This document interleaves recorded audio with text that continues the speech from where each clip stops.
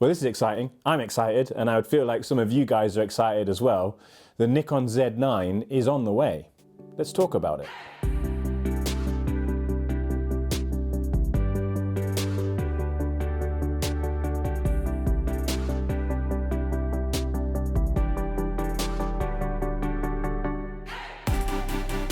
So the Nikon Z9, the flagship mirrorless camera, there's a development announcement. And for those of you that are new to Nikon, I just want to be clear what a development announcement is. Nikon does this a lot.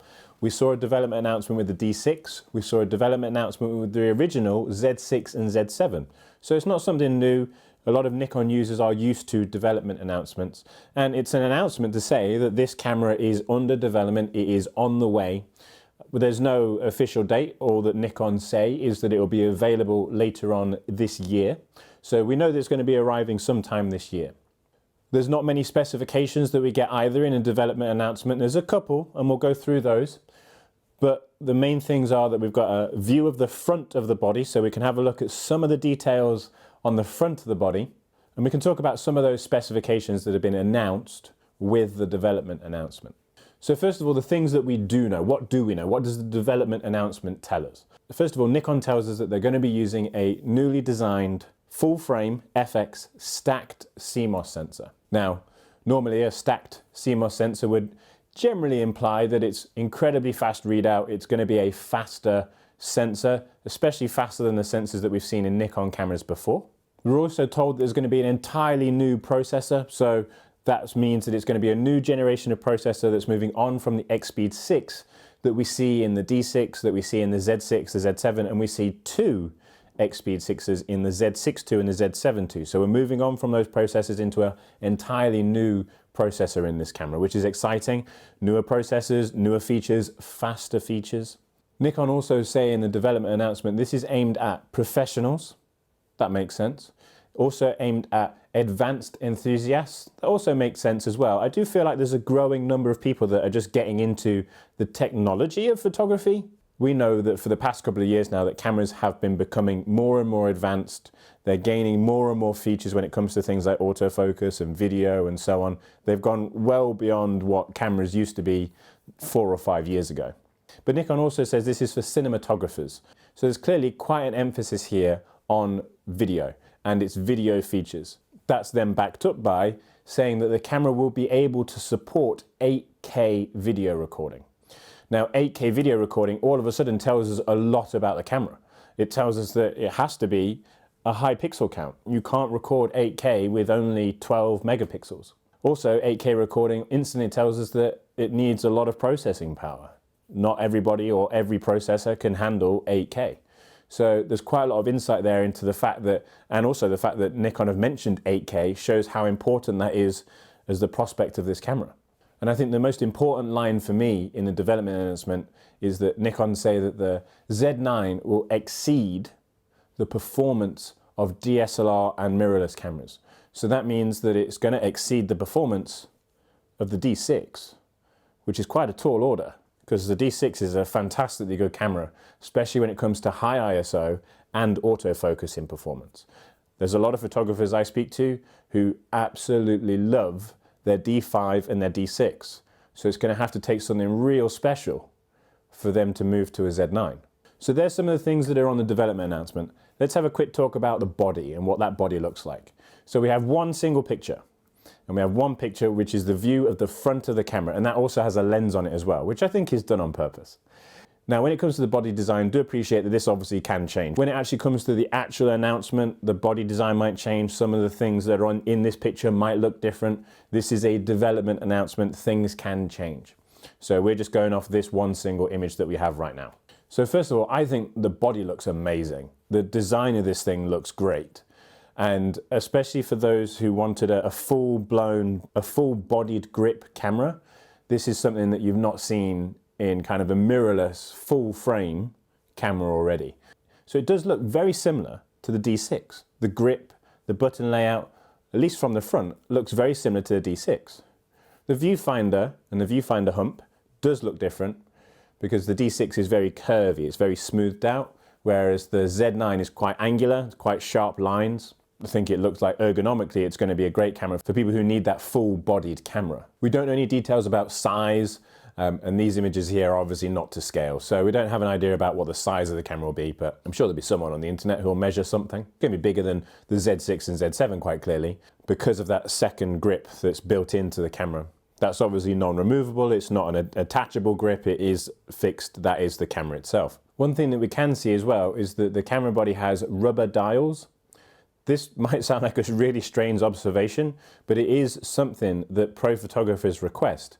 I've spoken to quite a few pro photographers who don't like the metal dials that are on the Z6 and the Z7, especially when they're using their cameras in wet or very cold conditions, because the metal obviously gets cold.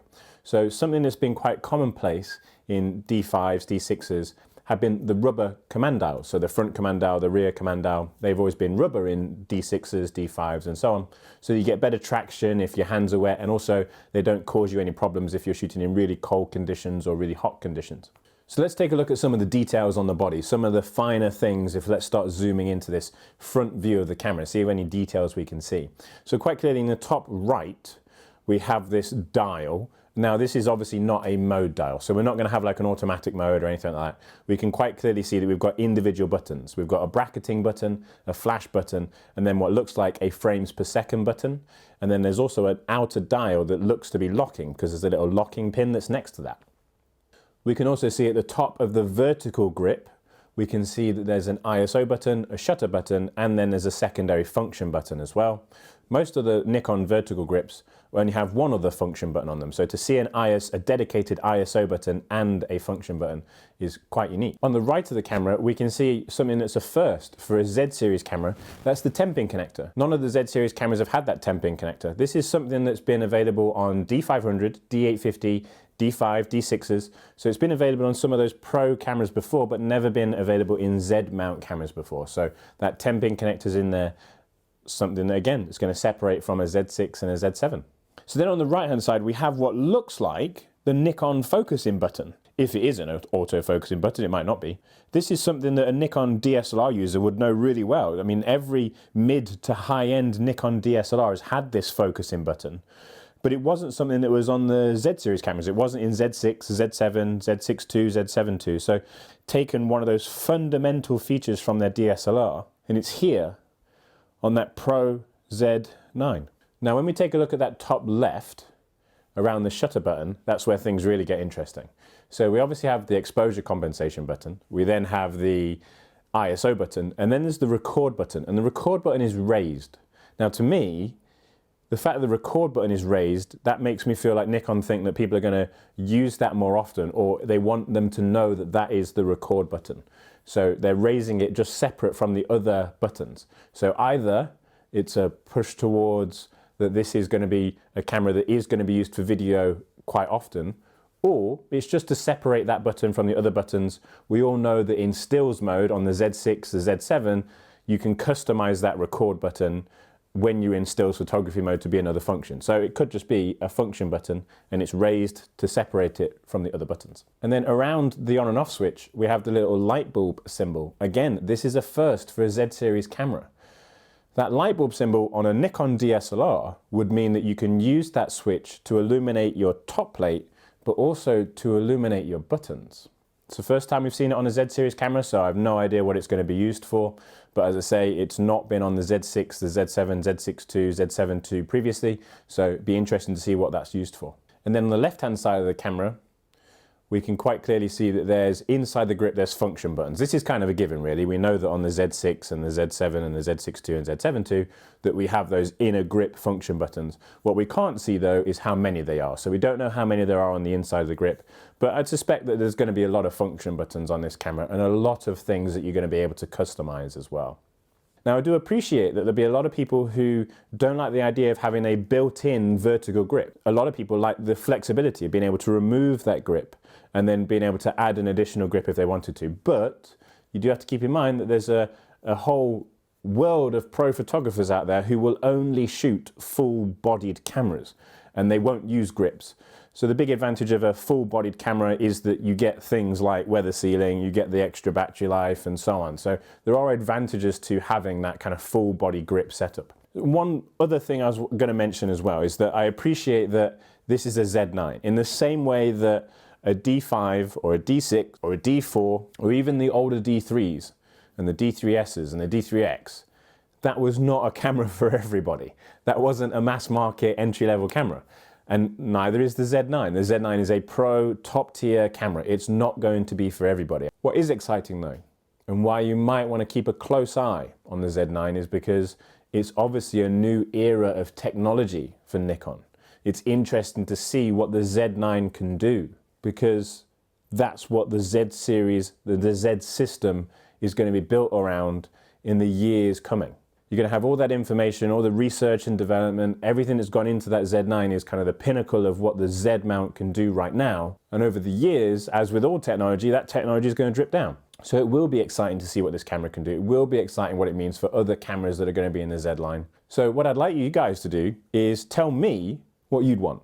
So if I can get everyone in the comments, just to comment down below, what do you want this spec list of this camera to be? What do you want in this camera? Is there a particular feature that you really miss or you really want that's in this camera? What do you want the Z9 to be for you? Whether that's because it's a camera you want to use or whether that's because you just want to see Nikon do that feature. If you haven't subscribed to the channel already, I'd probably suggest you do, because I've got a lot planned. And hopefully I'll be able to get a lot of good, useful videos out about this camera as soon as I can. Obviously, when it comes to the camera's announcement and when it's properly announced. This is just a development announcement. It's on the way. It's not here yet. We don't have any other information than the information that's obviously in the development announcement and that one single picture. That's all we have. As always, thank you so much for watching. Goodbye.